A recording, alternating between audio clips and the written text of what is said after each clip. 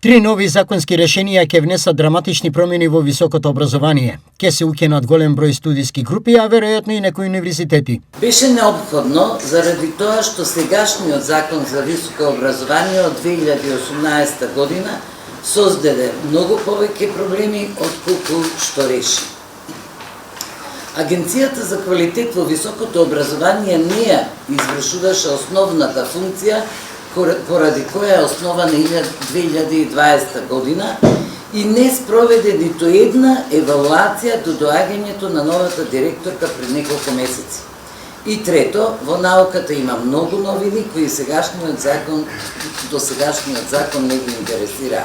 Дали ова нема да значи вишок на професори?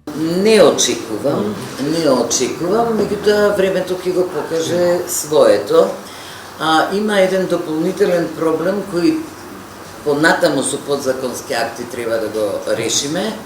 Има една неравномерна прераспределба на професорите на катедрите или институтите. Па имаме катедра која по систематизација има 5 професори, а всушност се вработени 10. И имаме катедри кои по систематизација треба да имаат 5 професори, а всушност имаат 1.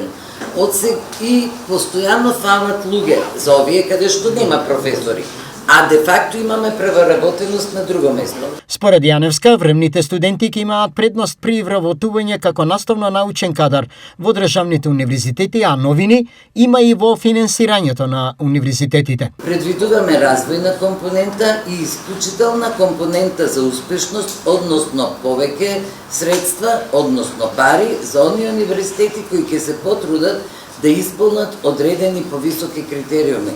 Новите законски решенија се изработени од Националното координативно тело за реформи во образованието и истражувачката дејност, а тие предвидуваат и реорганизација на Агенцијата за оценување на квалитет во високото образование.